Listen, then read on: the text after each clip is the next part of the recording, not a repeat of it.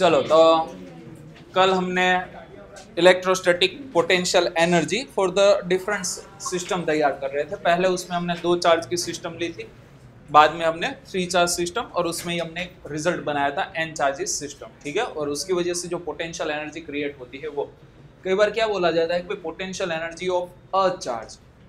पर जब हम पोटेंशियल एनर्जी का फॉर्मूला देखते हैं ना, तो उसमें सोर्स चार्ज भी होता है, टेस्ट चार्ज भी होता है। कहने का मतलब क्या है कि भाई कई बार हम जो बॉडी जनरली सिंपल सी चीज बोले कि भाई हम ये पेन है, अर्थ के रेफरेंस पे भी इसको समझ सकते हैं। जैसे कि ये पेन है, पेन को मैं ऊपर ले गया तो हम क्या बोलते हैं कि भाई पेन की पोटेंशियल एनर्जी इंक्रीज हुई। जैसे ही वो नीचे आती है तो पेन की पोटेंशियल एनर्जी डिक्रीज होती है। बट यहाँ हम सिर्फ पेन की बात नहीं कर रहे, यहाँ pen as well as earth दोनों की सिस्टम तैयार हो गई और उसकी वजह से पोटेंशियल एनर्जी होती है। तो सिमिलरली जब हम पोटेंशियल एनर्जी की बात करते हैं तो वो सिस्टम की भी पोटेंशियल एनर्जी है। सिस्टम में मतलब दोनों जो चार्ज है, सोर्स एज वेल एज जिसके ऊपर फोर्स लगने वाला है ऐसे टेस्ट, दोनों की पोटेंशियल एनर्जी है। सिर्फ सोर्स की पोटेंशियल एनर्जी नहीं है, या तो सिर्फ टेस्ट की पोटेंशियल एनर्जी नहीं है। क्लियर हुआ? बट जनरली ऐसा चलता है कि भाई जिसका चार्ज कम होता है या तो जिसका मास कम होता है उसकी हम पोटेंशियल एनर्जी बोल देते हैं। बट होगी किसकी पोटेंशियल एनर्जी? दोनों की, source as well as test. Clear हुआ? उसके बाद हमने सिस्टम ऑफ चार्जेस में 3 चार्ज लिए थे, n चार्ज लिए थे, उसकी वजह से भी पोटेंशियल एनर्जी देखी थी। आज हम देखने वाले एक्सटर्नल फील्ड में पोटेंशियल एनर्जी क्या होगी। मतलब कल क्या था कि जब हम इनफाइनाइट से चार्ज ला रहे थे ना, तब यहाँ कोई ऑलरेडी चार्ज प्रेजेंट नहीं थे, मतलब उसका फील्ड कोई प्रेजेंट नहीं था। तो जब फर्स्ट चार्ज ला रहे थे ना, तब वर्क कितना हो रहा था? 0 हो रहा था। बाद में जो नेक्स्ट चार्ज आ रहे थे उसके लिए हमें वर्क देखना पड़ रहा था, जो प्रेजेंटेड चार्ज थे उसकी वजह से। आज क्या होगा? ऑलरेडी कोई फील्ड प्रेजेंट है मान के चलो, तो टाइटल हम यहां दे देते हैं potential energy of a charge in external field.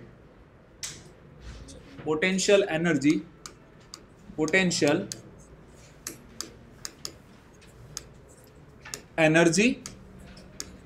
Of a charge in external field। मतलब ऑलरेडी कोई फील्ड प्रेजेंट है मान के चलो, वो फील्ड में यहां ड्रॉ कर देता हूं। कुछ इस तरीके से फील्ड हमें दिया हुआ है। यहां हमारा ओरिजिन है, ओरिजिन के रिस्पेक्ट में यहां पोजीशन वेक्टर हम कंसीडर कर लेते हैं r, और यहां हमारा कोई पॉइंट p है या तो पॉइंट a है, वहां हमें कोई चार्ज सेट करना है। तो कल जिस तरीके से हमने देखा था, सबसे पहले हम क्या करते थे? चार्ज को कहाँ कंसीडर करते थे? Eight infinite. तो वैसे ही आप क्या कर सकते हो? इनिशियली चार्ज को कहाँ कंसीडर कर सकते हो? इनफाइनाइट। बट अ चार्ज बोला है, मतलब कितने चार्ज होंगे? एक ही चार्ज होगा। तो let consider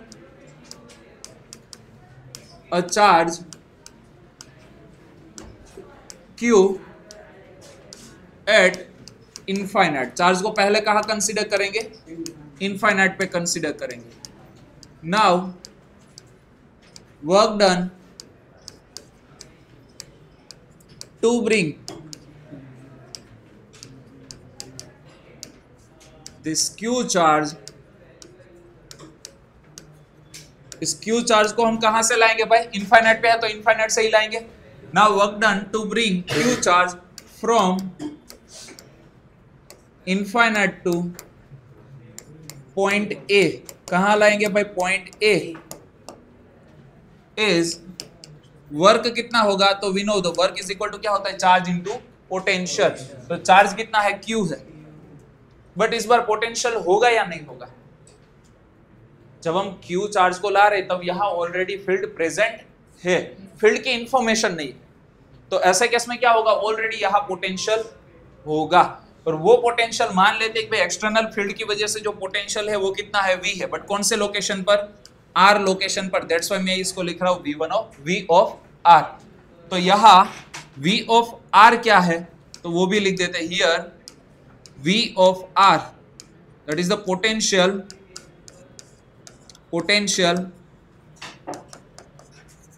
due to external field at position vector r। वहां का क्या है? पोटेंशियल है। वैसे आप समझ सकते हो, इसको हम क्या समझ सकते हैं, भाई कल हमने देखा था जब पहला चार्ज आ रहा था तो कोई वर्क नहीं करना पड़ा, मतलब पहला चार्ज ऑलरेडी प्रेजेंट हो गया और उसकी वजह से फील्ड है, तो हम यहाँ पोटेंशियल का फॉर्मूला क्या लेते, के क्यू अपन आर लेते, तो के Q1 Q2 अपन आर वाला जो हमारा रेगुलर फॉर्मूला है वही बन जाता है। बट हमें पता नहीं है, जब हम पहला चार्ज लाए थे तब हमें पता था ऑलरेडी भाई पॉइंट चार्ज आ रहा है, इस बार हमें पता नहीं है कि भाई यहाँ जो चार्ज आया है ऑलरेडी, क्योंकि फर्स्ट चार्ज के लिए तो कोई वर्क नहीं करना पड़ा, अब यहाँ जो ऑलरेडी चार्ज आ चुका है जिसके लिए कुछ वर्क नहीं करना पड़ा है, क्योंकि हमें पता है जब फर्स्ट चार्ज आता है तब वर्क 0 होता है, तो पहले से ही ऑलरेडी यहाँ कोई चार्ज प्रेजेंट है, तो उसको लाने के लिए कितना वर्क करना पड़ा होगा, 0, और उसकी वजह से कैसा फील्ड है वो हमें पता नहीं है, दैट्स व्हाई हमने डायरेक्टली बोल दिया कि उसकी वजह से पोटेंशियल क्या होगा, V ऑफ R। इफ वो पॉइंट चार्ज है तो हम यहाँ क्या लिखेंगे, पॉइंट चार्ज के पोटेंशियल का फॉर्मूला, इफ डिस्ट्रीब्यूटिव चार्ज है तो उसकी वजह से पोटेंशियल का फॉर्मूला, मान के चलो स्फेरिकल शेल है तो उसकी वजह से यहाँ पोटेंशियल का फॉर्मूला होगा। अल्टीमेटली हमें क्या मिल रहा है, वर्क मिल रहा है, और हमें पता है वही वर्क हमें क्या देता है, potential energy, and this work is stored in form of potential energy, potential energy के फॉर्म में स्टोर होगा, that's why U is equal to हम क्या लिखेंगे, QV। तो ये हमारा पोटेंशियल एनर्जी का फॉर्मूला हो गया इन एक्सटर्नल फील्ड। क्लियर हो गया? ओके। अब देखो एनर्जी के यूनिट हम ऑलरेडी जानते हैं, क्या था एनर्जी का यूनिट, जूल, ठीक है। ऐसा यूनिट तो हमें पता ही है, क्या है एनर्जी का यूनिट, जूल है, बट हम यहाँ एड ऑन में एक्स्ट्रा यूनिट डिफाइन करना चाहते हैं, that is the electron volt. क्या डिफाइन करेंगे, इलेक्ट्रॉन वोल्ट, यूनिट ऑफ, कौन सा यूनिट, ऐसा यूनिट ऑफ एनर्जी, क्या है भाई, जूल है, क्या है, joule.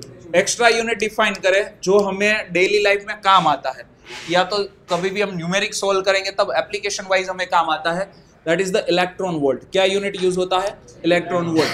1 electron volt is equal to क्या होगा, 1.6 10⁻⁻19 जूल। मतलब क्या हुआ, 1 वोल्ट के पोटेंशियल, 1 वोल्ट के पोटेंशियल की वजह से इलेक्ट्रॉन जो एनर्जी एक्वायर्ड करेगा वो कितनी होगी, 1 इलेक्ट्रॉन वोल्ट होगी। क्योंकि देखो पोटेंशियल कितना हो गया, 1 वोल्ट, यहाँ 1 रखो, चार्ज कितना रखो, 1 इलेक्ट्रॉन का चार्ज रखो, तो यहाँ क्या आएगा, E आएगा, और यहाँ क्या आएगा, V आएगा। तो जो एनर्जी बनी उसको ही हम क्या बोलते हैं, 1 इलेक्ट्रॉन वोल्ट। तो 1 इलेक्ट्रॉन वोल्ट का मतलब ही होता है कि energy gain by electron under 1 volt potential, that's called the 1 electron volt. और 1 इलेक्ट्रॉन वोल्ट मतलब कितना होता है, 1.6 10⁻⁻19 जूल। क्योंकि मैंने बोला एनर्जी गेन बाय इलेक्ट्रॉन, तो यहाँ चार्ज किसका आएगा, इलेक्ट्रॉन का। इलेक्ट्रॉन का चार्ज कितना होता है, 1.6 10⁻⁻19 अंडर 1 वोल्ट पोटेंशियल। तो पोटेंशियल की वैल्यू कितनी लगे, 1, तो 1 × 1.6 10⁻⁻19 यही आएगा। और हमें पता है एनर्जी का यूनिट क्या होता है, जूल। तो ये कन्वर्जन भी बन गया, 1 electron volt is equal to क्या होता है, 1.6 10⁻⁻19 जूल। दूसरी चीज, कई बार क्या होता है कि भाई हमें ऐसा भी बोला जाता है कि भाई 1 वोल्ट पोटेंशियल के अंडर में इलेक्ट्रॉन जो एक्सेलरेट होगा तो वो जितनी काइनेटिक एनर्जी गेन करेगा वो कितनी होती है, 1 इलेक्ट्रॉन वोल्ट होती है।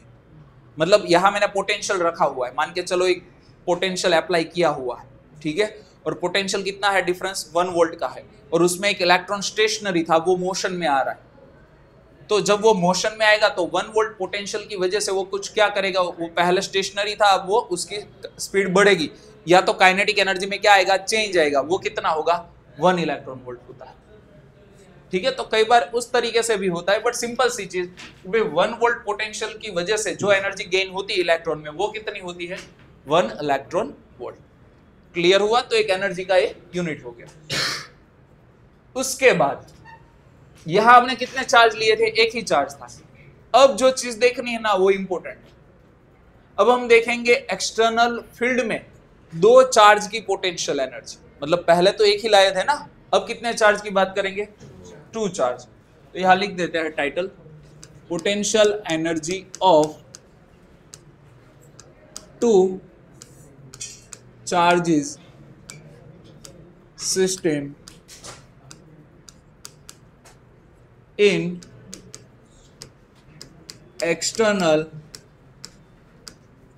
फील्ड। मतलब ऑलरेडी एक्सटर्नल फील्ड प्रेजेंट है, जैसे अभी हमने ड्रॉ किया था, क्या किया था, रैंडम कोई फील्ड ड्रॉ कर दिया है, this is the electric field. इस फील्ड का डिस्क्रिप्शन हमारे पास नहीं है, वो पॉइंट चार्ज का है या नहीं है, कोई इंफॉर्मेशन नहीं है, बस उतना पता है फील्ड प्रेजेंट है। और जब फील्ड प्रेजेंट है उसमें हम 2 पॉइंट रैंडम कंसीडर कर लेते हैं, मान के चलो दिस इज पॉइंट ए और यहाँ कोई पॉइंट कौन सा है, बी।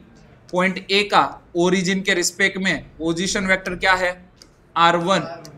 पॉइंट बी उसका ओरिजिन के रिस्पेक्ट में पोजीशन वेक्टर क्या है, r2। हमें यहाँ 2 चार्ज प्लेस करने, पहले ए के ऊपर एक चार्ज प्लेस करेंगे, बाद में बी के ऊपर कोई एक चार्ज प्लेस करेंगे।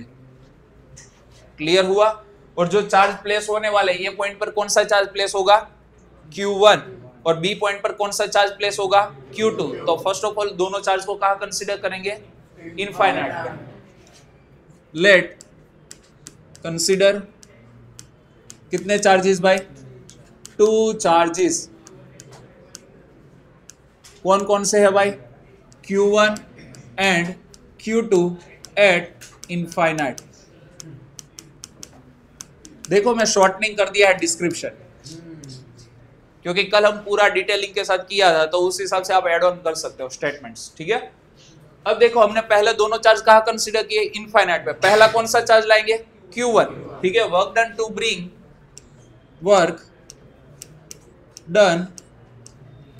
Bring Q1 from infinite to A. Infinite से Q1 चार्ज को ए पॉइंट पर लाने के लिए वर्क कितना करना पड़ेगा, that is the work is equal to क्या होता है, चार्ज इनटू पोटेंशियल। बट जब Q1 आ रहा है तब कोई पोटेंशियल प्रेजेंट होगा, यस और नो, यस और नो भाई, प्रेजेंट होगा। क्यों?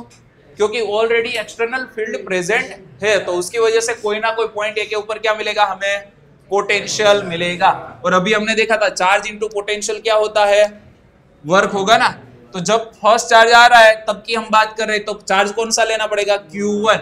बट पोटेंशियल किसकी वजह से है, एक्सटर्नल फील्ड की वजह से। कौन से लोकेशन के ऊपर, R1 लोकेशन के ऊपर, दैट्स व्हाई यहां हम लिखेंगे V ऑफ R1। क्लियर हुआ? Now work done to bring Q2, कहां से लाएंगे भाई, Q2 फ्रॉम इनफाइनाइट टू, कहां सेट करेंगे उसको, B पॉइंट पर। तो work done W2 is equal to, भाई देखो W2 आ रहा है तब एक्सटर्नल फील्ड प्रेजेंट है या नहीं है, प्रेजेंट है, तो क्या आएगा वर्क, भाई कौन से चार्ज को ला रहे, Q2 चार्ज को ला रहे, ठीक है। और पोटेंशियल किसका आएगा, एक्सटर्नल फील्ड का पोटेंशियल, बट कौन से लोकेशन के ऊपर, R2 लोकेशन के ऊपर, तो ये हो गया। बट जब Q2 प्रेजेंट हो रहा है तब ऑलरेडी Q1 प्रेजेंट हो गया। जब Q2 यहां सेट करेंगे, भाई देखो पहले यहां Q1 तो सेट हो गया, अभी जब Q2 यहां आ रहा है तब ऑलरेडी Q2 प्रेजेंट है, तो Q2 को एक्सटर्नल फील्ड के अगेंस्ट तो वर्क करना ही है, बट साथ में जो Q1 की वजह से इस लोकेशन के ऊपर इलेक्ट्रिक फील्ड होगा, क्योंकि Q1 भी चार्ज है, और पॉइंट चार्ज की वजह से ए वाले R2 लोकेशन पर हमें क्या मिलेगा, फील्ड मिलेगा। उस फील्ड के अगेंस्ट भी वर्क करना पड़ा होगा, किसको भाई, Q2 चार्ज को, तो उसका भी वर्क यहाँ आएगा साथ में। और हमें पता है वर्क इज इक्वल टू क्या होता है, चार्ज इनटू पोटेंशियल। तो कौन सा चार्ज ला रहे थे भाई, Q2, बट इस बार पोटेंशियल किसका होगा, फर्स्ट चार्ज का। कौन से लोकेशन के ऊपर, R2 लोकेशन के ऊपर।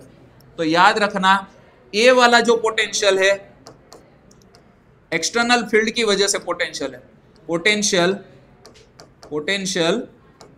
ड्यू टू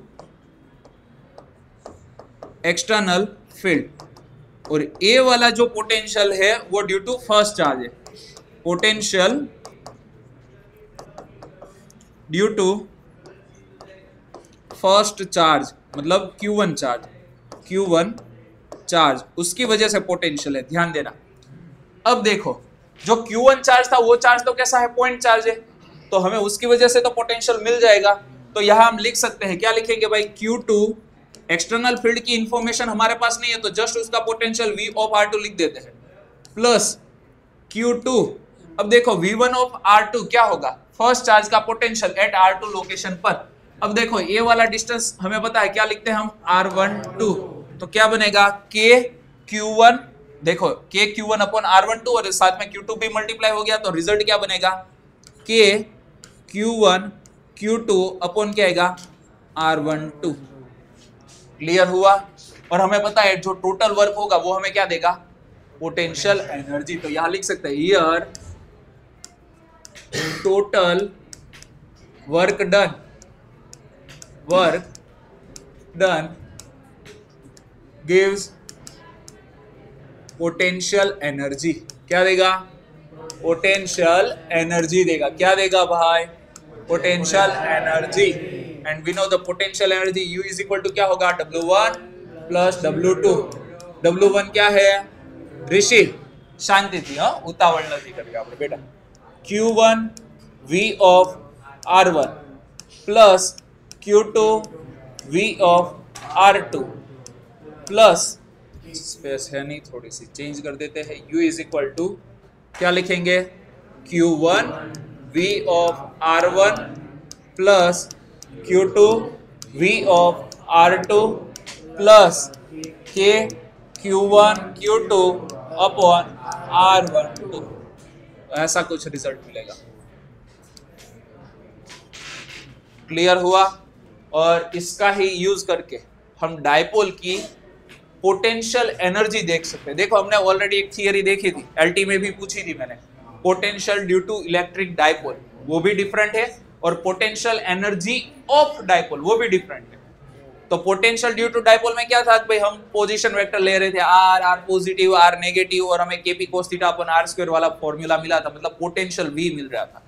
बट इस बार हम क्या करेंगे, डायपोल को जब एक्सटर्नल फील्ड में, this is the external field, और उसमें हम कोई डायपोल को सेट करेंगे, देखो उसमें भी दो चार्ज है, डायपोल में भी कितने चार्ज होते हैं, दो चार्ज होते हैं, तो उसकी वजह से पोटेंशियल एनर्जी क्या होती है वो फाइंड करना है, तब भी हम इस फॉर्मूला का यूज कर सकते हैं। क्लियर हुआ यहां तक का। तो ये चीजें आपको पता होनी चाहिए। अब छोटा सा जो टॉपिक की बात कर रहा हूं, potential energy of electric dipole in external field, वही हम देखते हैं। पहले जो जनरली लोग बोर्ड में लिखते हैं वो वाली थियरी देखेंगे, बाद में जो हमने ये वाला फॉर्मूला देखा उसके हिसाब से भी देखेंगे। ठीक है, दो मेथड दिए, दोनों मेथड को हम डिस्कस करेंगे। तो पोटेंशियल एनर्जी ऑफ, ध्यान देना, potential energy of electric dipole in uniform external field कैसा होना चाहिए भाई, यूनिफॉर्म होना चाहिए, एक्सटर्नल नहीं होना चाहिए। फील्ड तो एक्सटर्नल ही होगा, फील्ड यूनिफॉर्म होना चाहिए। ठीक है, एक पार्टी रिदम भाई गई क्या बायोना लेक्चर में,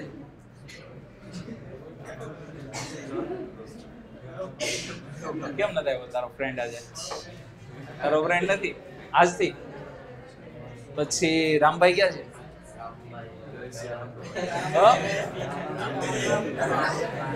બહાર ગયો છે, રશિયા ગયો છે, તો પછી હજુ કોક એબસેન્ટ છે, કોણ એબસેન્ટ છે હજુ, યુગ ને હું ક્યાં કીધું એબસેન્ટ છે, તું હાથ આમ કરી કરે સર હું આયા છું, મને ખબર તું આયા છો, હજુ કોક એબસેન્ટ છે, બસ બે જ જણા એબસેન્ટ, પટેલ શિવ, બે તો લગભગ 6 મહિના થયા એબસેન્ટ।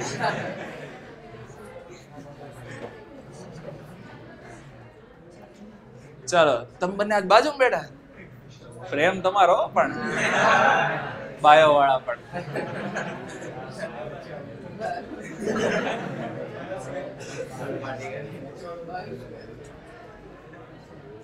એટલે આજે ઋષિ આમ થોડું ક્યારેક બોલ ન થાય। ચલો, potential energy of electric dipole in external field but कैसा होना चाहिए? यूनिफॉर्म। तो यूनिफॉर्म इलेक्ट्रिक फील्ड ड्रॉ करने के लिए क्या करेंगे भाई? हम फिगर ड्रॉ करेंगे। कौन सी फिगर? वो बता। बस हो गया, फील्ड ड्रॉ कर दिया। फील्ड ऐसे भाई, यूनिफॉर्म फील्ड का कुछ तो होगा ना डायग्राम। कैसा होता है देखने में? अच्छा होता है। अच्छा पैरेलल। हाँ, क्या करेंगे भाई हम? Equi space parallel field line क्या शो करता है? Uniform electric field. तो हम इक्वी स्पेस, ध्यान देना भाई, इक्वी स्पेस क्या करेंगे भाई? पैरेलल फील्ड लाइंस ड्रॉ करते हैं। This is the uniform electric field. अब उसमें हमें एक डायपोल को सेट करना है। मतलब हम डायपोल को कुछ इस तरीके से अरेंज करना चाहते हैं। यहां चार्ज होगा पॉजिटिव, यहां चार्ज होगा नेगेटिव। डायपोल मोमेंट की डायरेक्शन कौन सी होती है? Negative to positive. तो भाई देखो, negative to positive, this is the direction of dipole moment. So this is the P हो गया। और इलेक्ट्रिक फील्ड तो इस डायरेक्शन में जा रहा है। This is the direction of the electric field. दोनों के बीच का एंगल कितना है? थीटा मान लेते हैं। तो इस तरीके से कुछ अरेंज करना है तो कितना वर्क करना पड़ेगा, पहले तो वो फाइंड करना पड़ेगा। और वर्क हमें क्या देता है? Potential energy. तो जो एक्सटर्नल फील्ड में दो चार्ज वाली सिस्टम वाला केस था ना, उसका भी यूज कर सकते हो, या तो अभी जो मेथड बता रहा हूं वो भी मेथड कर सकते हो, जो अच्छी लगे वो। ठीक है, बट बोर्ड में जनरली अभी जो मेथड करवा रहा हो ना, वो प्रीफर करते हैं लोग, मतलब स्टूडेंट लोग। टीचर्स का तो होता है ना पता होता है। ठीक है, चलो। तो अब ध्यान देना भाई, डायपोल पहले मान के चलो इलेक्ट्रिक फील्ड में कोई सर्टेन एंगल पर थी, θ1। वहां से हम फाइनली उसको कौन से एंगल पर सेट कर रहे हैं? θ2 एंगल पर सेट कर रहे हैं, मतलब रोटेशन करवा रहे हैं। θ1 एंगल पे थी, पकड़ के उसको कौन से एंगल पर सेट किया? θ2। तो दो डिफरेंट एंगल पे जाएगी, तब दो डिफरेंट पॉइंट के लिए हमें क्या मिलेगी? पोटेंशियल एनर्जी का चेंज मिलेगा। दो डिफरेंट पॉइंट है, पहला कौन सा होगा? θ1 एंगल के लिए, बाद में कौन से एंगल पे गई? θ2 एंगल पे। तो उसके लिए जो पोटेंशियल एनर्जी का चेंज आएगा वो हम कैलकुलेट करेंगे। और वो चेंज फाइंड करने के लिए first of all we have to calculate the work.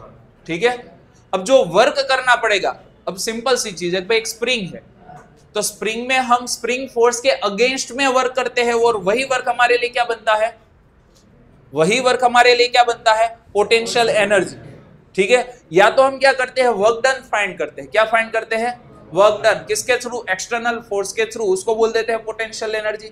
या तो वर्क डन थ्रू क्या फाइंड करते हैं? स्प्रिंग फोर्स, और उसके आगे क्या चिपका देते हैं? नेगेटिव साइन, तब भी क्या बन जाता है? Potential energy. तो हम यहाँ वर्क डन, अब देखो यहाँ हो रहा है रोटेशन। हमने ए वाला फॉर्मूला देखा था, एफ डी एक्स, ए वाला हमारे लिए क्या बनता है? वर्क बनता है। बट कौन से केस में? ट्रांसलेशनल मोशन के केस में। रोटेशनल मोशन होती है तब फोर्स को इक्विवेलेंट क्वांटिटी कौन सी है भाई?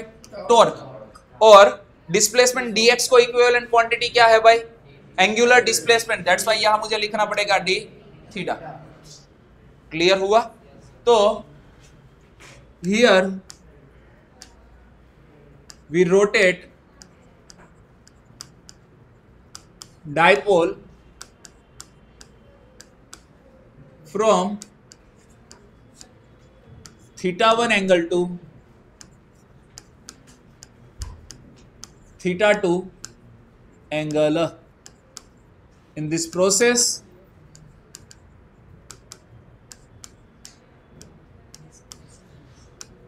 work done by external torque,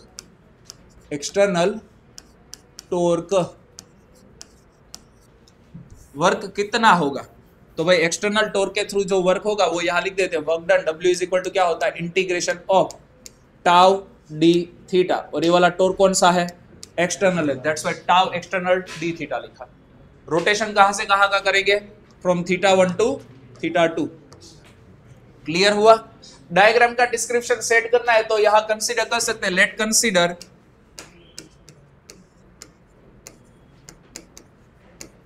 a dipole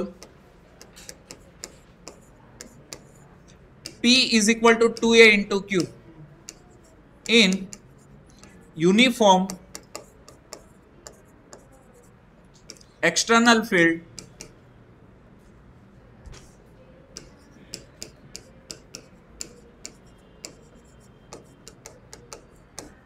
E, external field E लिया है, उसमें हमने P is equal to 2a into q dipole को सेट किया है। Here we rotate the dipole from θ1 angle to θ2 angle, और उसके लिए हमें कुछ क्या करना पड़ा, वर्क करना पड़ा, और वो वर्क कितना होगा, टाउ एक्सटर्नल d थीटा। अब हमें पता है कि जब रोटेशन करेंगे तो यहाँ एंगुलर एक्सेलरेशन कैसा होना चाहिए, 0। याद आ रहा है जब हम चार्ज की एक्सटर्नल फील्ड में पोटेंशियल एनर्जी डिफाइन कर रहे थे ना, तो इनफाइनाइट से चार्ज लाने के लिए चार्ज को विदाउट एनी एक्सेलरेशन ला रहे थे, क्योंकि जब भी एक्सेलरेशन होगा तो एक्सेलरेटिंग चार्ज पार्टिकल जनरेट करता है इलेक्ट्रोमैग्नेटिक वेव्स। दूसरी चीज, जब एक्सेलरेटिंग मोशन होगी तो वेलोसिटी भी क्या होगी, चेंज होगी, और ऐसे केस में कुछ जो हम वर्क कर रहे हैं उसका कुछ पार्ट कहाँ चला जाएगा, काइनेटिक एनर्जी के चेंज में भी चला जाएगा। तो हमें एक्सटर्नल जो वर्क है वो वर्क टोटल 3 एनर्जी में डिवाइड हो गया। यहाँ कुछ गया पोटेंशियल एनर्जी के चेंज में, कुछ गया काइनेटिक एनर्जी के चेंज में, और कुछ गया इलेक्ट्रोमैग्नेटिक वेव्स के फॉर्म में जो एनर्जी लिबरेट होगी उसके फॉर्म में। तो हमें वर्क कितना हुआ वो तीनों में डिवाइड करना पड़ेगा, और हमारी जो कैलकुलेशन होगी वो कॉम्प्लेक्स हो जाएगी। तो बेहतर है दो चीजों को हम एलिमिनेट कर दे, और एलिमिनेट करने के लिए एक्सेलरेशन कैसा करना पड़ेगा, 0। अब एक्सेलरेशन 0 तो काइनेटिक एनर्जी का चेंज 0। दूसरी चीज, इलेक्ट्रोमैग्नेटिक वेव्स जनरेट नहीं होंगे तो सारा वर्क आपका कहाँ गया, पोटेंशियल एनर्जी में। तो अल्टीमेटली आप बोल सकते हो जो वर्क हुआ वही हमारे लिए बना पोटेंशियल एनर्जी। तो सेम तरीके से यहां हमारा एंगुलर एक्सेलरेशन भी कैसा होगा, 0 होगा। तो हम बोल सकते हैं भाई एक्सटर्नल टॉर्क का मैग्नीट्यूड एंड इलेक्ट्रिकल टॉर्क का मैग्नीट्यूड कैसा होगा, सेम होगा। तो लिख देते हैं here tau external is equal to tau electrical, and external torque electrical torque जितना हो गया, इलेक्ट्रिकल टॉर्क का मैग्नीट्यूड कितना होता है, Pe sin theta, P cross E। याद आ रहा है लास्ट चैप्टर में हमने देखा था एक्सटर्नल फील्ड में जब किसी डायपोल को रखा जाता है तब उसके ऊपर टॉर्क कितना एग्जर्ट होता है। वैसे आज के टेस्ट में भी था वो क्वेश्चन, ठीक है, और आपका आंसर आया भी होगा। तो वो डायरेक्टली यहाँ फॉर्मूला लिख रहा हूँ, टाउ इज इक्वल टू क्या होगा, Pe sin थीटा। तो हो गया एक्सटर्नल टॉर्क, टाउ नहीं टॉर्क। इसको यहां पुट कर देते हैं तो work done W is equal to क्या होगा, θ1 से θ2 का रोटेशन कर रहे हैं भाई, और यहां लिख देते हैं भाई Pe sin थीटा और d थीटा। P कैसा है भाई, कांस्टेंट है भाई, डायपोल मोमेंट चेंज नहीं होगी, इलेक्ट्रिक फील्ड यूनिफॉर्म है। तो Pe कांस्टेंट, तो कांस्टेंट चीजों को इंटीग्रेशन के बाहर फेंक दो, बाहर आ गई। sin थीटा का इंटीग्रेशन होता है माइनस कोस थीटा। भाई मैथ्स वालों को पता है, बायो वालों को नहीं पता है तो याद रख लो क्या होगा, माइनस कोस थीटा, θ1 और θ2। क्लियर हुआ यहां तक का, okay. This is the final के लिए एंगल, इनिशियल θ1 पे थे, तो हम यहां बोल सकते हैं work done is equal to क्या होगा, माइनस Pe कोस θ1, पहले अपर लिमिट पुट की, रेगुलर साइन क्या आती है माइनस, बाद में कौन सी लिमिट पुट की, लोअर लिमिट पुट कर रहे हैं, ध्यान देना। लोअर लिमिट कौन सी है, Pe कोस, यह गलत हो गया ना, θ1 लिखा है गलती से, क्या लिखना पड़ेगा, θ2। चलो चेंज कर देता हूं, this is θ2 minus Pe cos θ1। Clear. और हमें पता है ये जो एक्सटर्नल फोर्स टॉर्क के थ्रू वर्क होगा वही हमारे लिए क्या बनेगा, potential energy. This work done stored in form of potential energy. किसके फॉर्म में स्टोर होगा, पोटेंशियल एनर्जी के फॉर्म में स्टोर होगा। So U is equal to, अब देखो बेसिकली दो अलग अलग एंगल पर एंगुलर पोजीशन के लिए हम डिस्कस कर रहे हैं, तो यहाँ हमें दो अलग अलग एंगुलर पोजीशन के लिए क्या मिलेगा, पोटेंशियल एनर्जी का चेंज। फाइनली कौन से एंगल पर आप होने वाले थे, θ2 एंगल पर होने वाले थे। This is the final potential energy, ठीक है, मतलब U ऑफ θ2 एंगल के लिए potential energy minus U of θ1 angle के लिए potential energy is equal to क्या बनेगा, minus Pe cos θ2, regular sign आएगी माइनस, माइनस Pe कोस θ1। तो ऐसे भी आप बोल सकते हो, डायरेक्टली लिख सकते हो U of theta is equal to क्या बनेगा, माइनस P कोस थीटा। ऐसा भी लिखते हैं, बट बुक के हिसाब से जाए तब भी चलेगा, कोई दिक्कत नहीं है। मान के चलो θ1 एंगल हम 90 डिग्री लेते हैं, cos 90 कितना होता है 0, और पोटेंशियल एनर्जी कितनी हो जाएगी 0। क्यों भाई? क्योंकि हमें पता है पोटेंशियल एनर्जी की 0 वैल्यू आप अपनी मर्जी से आर्बिटरीली ले सकते हो। तो कोई एक लोकेशन हमने पसंद कर लिया, वो कौन सा एंगल था θ1, और वहां पोटेंशियल एनर्जी कितनी है 0। तो let θ1 is equal to 90 degree at where u of θ1 is equal to क्या है 0।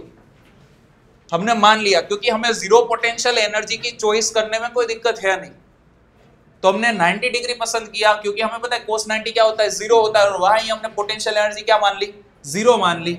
एंड θ2 इज इक्वल टू हमने ले लिया थीटा, और वहां की जो पोटेंशियल एनर्जी है u ऑफ θ2 उसको हम बोलते थे जस्ट u ऑफ थीटा, मतलब थीटा एंगल के लिए पोटेंशियल एनर्जी। वैल्यू यहां पुट करें, u ऑफ θ2 की जगह क्या लिखेंगे u ऑफ थीटा, मतलब थीटा एंगल पर जब हमारी डायपोल होगी तब की पोटेंशियल एनर्जी, ये वाला तो 0 लिखने की जरूरत नहीं है, is equal to minus PE cos θ2, θ2 की जगह क्या लिखना है थीटा, और हमें पता है cos 90 होता है 0, तो उसको लिखने की जरूरत नहीं है। तो ये हमारा फॉर्मूला बन गया potential energy of electric dipole in external electric field. अब देखो थीटा किसके बीच का एंगल होगा, dipole moment and electric field के बीच का ही। तो वैसे केस में हम देखो ए बी cos थीटा मतलब क्या लिखते हैं ए डॉट बी लिखते हैं, तो यहाँ क्या लिखेंगे P डॉट E। तो हमारा पोटेंशियल एनर्जी का एग्जैक्टली फॉर्मूला क्या बनेगा माइनस P वेक्टर डॉट क्या आएगा E वेक्टर। तो ये हो गया पोटेंशियल एनर्जी का फॉर्मूला। क्लियर हुआ? टॉर्क का फॉर्मूला क्या आता है P क्रॉस E आता है, पोटेंशियल एनर्जी का क्या आता है माइनस P डॉट E, मतलब scalar multiplication of the dipole moment and electric field, और उसका नेगेटिव वैल्यू क्या देगा potential energy of electric dipole देगा, जबकि dipole moment and electric field का वेक्टर मल्टीप्लिकेशन क्या देता है टॉर्क देता है। कौन सा टॉर्क? Electrical torque. क्लियर हुआ? तो ये क्या था potential energy of electric dipole in uniform external field. Clear है यहां तक का? तो ये वाला थियरी इतना लिखोगे तो कंप्लीट मार्क्स मिलेंगे। अब इसके स्पेशल केसेस भी डिस्कस कर लेते हैं।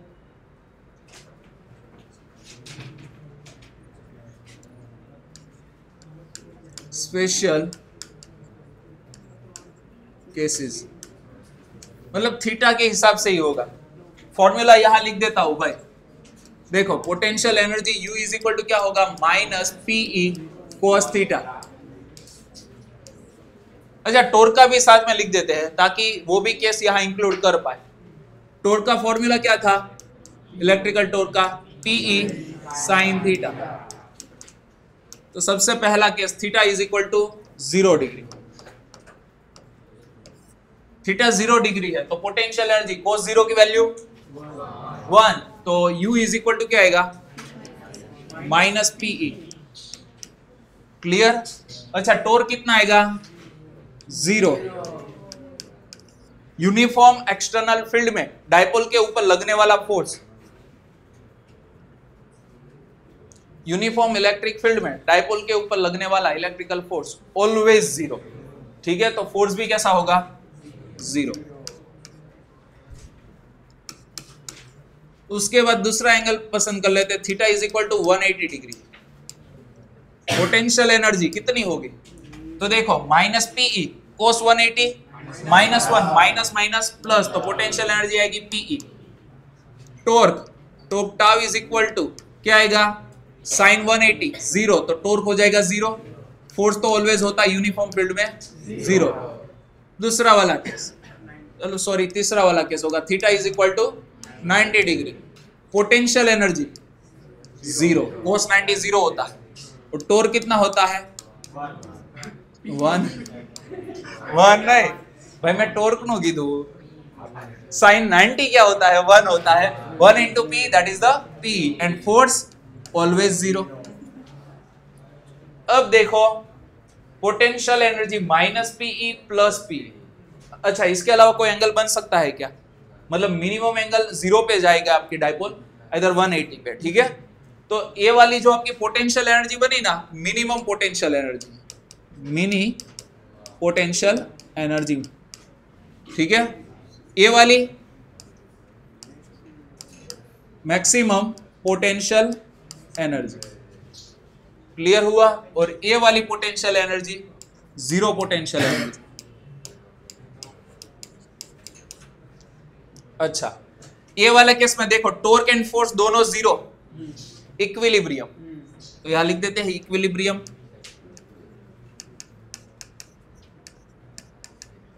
यहां भी देखो टॉर्क एंड फोर्स जीरो, तो इसको भी क्या बोलेंगे, इक्विलिब्रियम।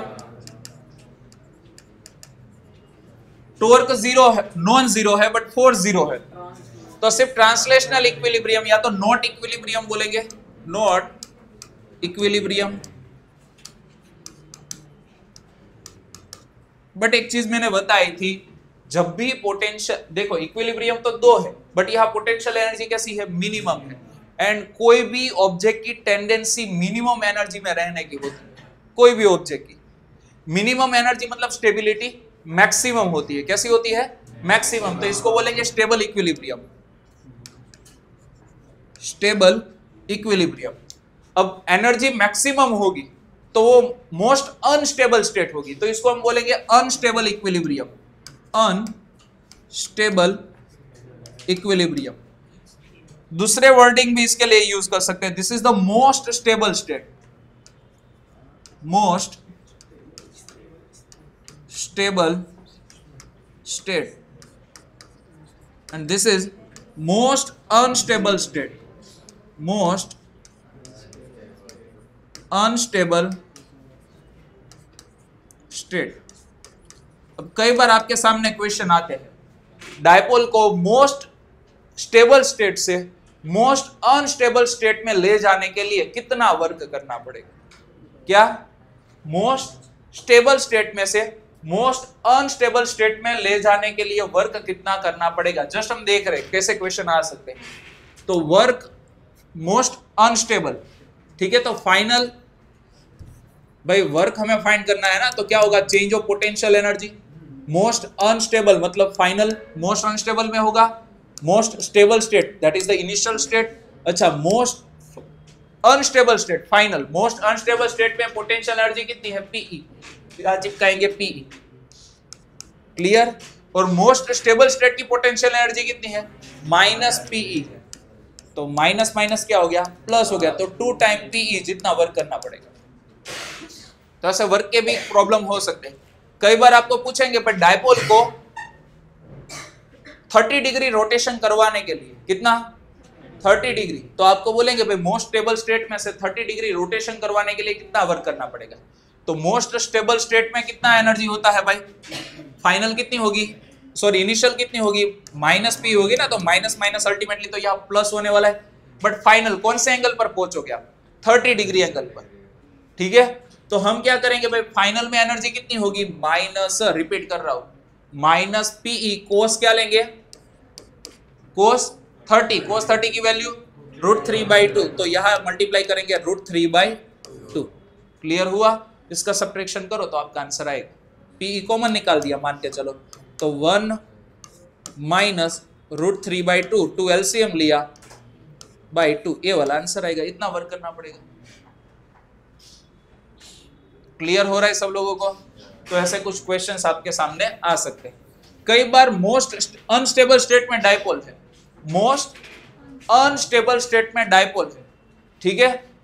जब उसको हल्का सा उसके मोस्ट अनस्टेबल स्टेट से हम डिफ्लेक्ट कर दें, तो अब वो कौन सी स्टेट पर पहुंचने को ट्राई करेगा, मोस्ट स्टेबल स्टेट में। तो जब वो मोस्ट स्टेबल स्टेट पर डायपोल पहुंचेगी तो उसकी काइनेटिक एनर्जी कितनी होगी, पूछ सकते हैं ना ऐसे क्वेश्चन, बहुत सारे वैरायटी के बन के आपके सामने आ सकते हैं। देखो this is the uniform electric field, और ये वाला हमारा मान के चलो डायपोल मोमेंट की अपोजिट डायरेक्शन होगी, ऐसे है। उसको हल्का सा भी रिलीज किया ना, थोड़ा सा डिफर करो ना, तो वो ऐसे ऑटोमेटिक क्या करेगा, रोटेट करके मोस्ट स्टेबल स्टेट की ओर आगे बढ़ेगा। तो उसकी काइनेटिक एनर्जी कितनी होगी। तो यहां वर्क कौन करेगा, एक्सटर्नल फील्ड करेगा, हमें नहीं करना है, वो तो ऑटोमेटिकली अब आ रही है। तो वर्क जितना पोटेंशियल एनर्जी का चेंज होगा उतना ही काइनेटिक एनर्जी में क्या आएगा, इंक्रीमेंट। तो देखो इनिशियल कितनी थी, पीई थी, इस बार इनिशियल कितनी आई, पीई आई ना, क्योंकि मोस्ट अनस्टेबल में था, वहां से फाइनल कितनी होगी, माइनस पीई होगी। तो डेल्टा यू कितना होगा, minus PE final minus initial कितनी है पीई, तो पोटेंशियल एनर्जी का चेंज कितना हुआ, -2 टाइम पीई।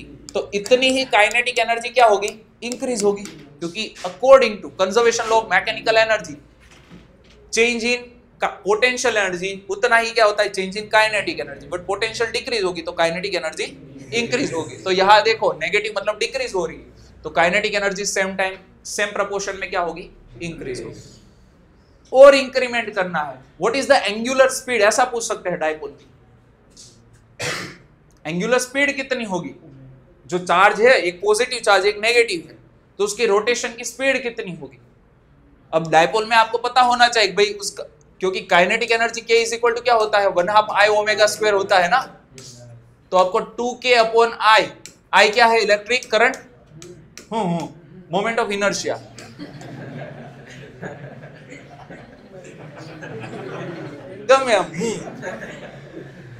भाई मोमेंट ऑफ इनर्शिया है, रूट किया तो 2K अपॉन I, K बोले काइनेटिक एनर्जी, 2 बोले 2 बगड़े बे, ओके, और I क्या है, मोमेंट ऑफ इनर्शिया। तो वो फाइंड करना आना चाहिए। अब दिक्कत क्या है, मोमेंट ऑफ इनर्शिया का formula I is equal to क्या होता है, सिग्मा mr स्क्वायर होता है। अब मान के चलो आपको बोला है डायपोल में एक जो पॉजिटिव चार्ज है दूसरा नेगेटिव चार्ज है, दोनों का मास सेम है, तो हमारे लिए इजी हो जाएगा। मोमेंट ऑफ इनर्शिया, एक का मास कितना आया, एम्स। अब रोटेशन जिस पॉइंट से हो रहा है वहां से परपेंडिकुलर डिस्टेंस लेना होता है ना। डायपोल के दो चार्ज के बीच का डिस्टेंस कितना होता है, 2a होता है। तो एक चार्ज का तो सेंटर से तो a ही होगा ना, तो क्या होगा ms स्क्वायर, एक का मोमेंट ऑफ इनर्शिया दूसरे का ms स्क्वायर, तो 2 टाइम ms स्क्वायर हो जाएगा, दोनों का मास सेम है। तो अब एक नेगेटिव चार्ज और एक पॉजिटिव चार्ज दोनों का मास सेम हो, तो ऐसी पॉसिबिलिटी हमारे लिए इलेक्ट्रॉन एंड पॉजिट्रॉन में हो सकती है, इलेक्ट्रॉन एंड पॉजिट्रॉन में, क्योंकि बोथ आर एंटी पार्टिकल, एक दूसरे के एंटी पार्टिकल है। तो जितना मास पॉजिट्रॉन का उतना मास इलेक्ट्रॉन का, बट एक का चार्ज पॉजिटिव दूसरे का चार्ज नेगेटिव है, तो डायपोल हो जाएगी और साथ में आपको ये वाला भी मिलेगा। और मान के चलो बोला एक इलेक्ट्रॉन है दूसरा प्रोटॉन, तो आप डायरेक्ट ऐसा नहीं कर सकते। तो इलेक्ट्रॉन का मास इंटू ए स्क्वायर प्लस प्रोटॉन का मास इंटू ए स्क्वायर, इस हिसाब से आपको मोमेंट ऑफ इनर्शिया मिलेगा। पुट करेंगे तो आंसर आएगा। तो इस तरीके से आपको एंगुलर स्पीड का भी मामला पूछ सकते हैं, क्लियर होना चाहिए। ओके, समझ में आया, फाइनल। ओके, दूसरी मेथड इसमें बाकी है, दूसरी मेथड हम कल देखेंगे। अजू बेस जो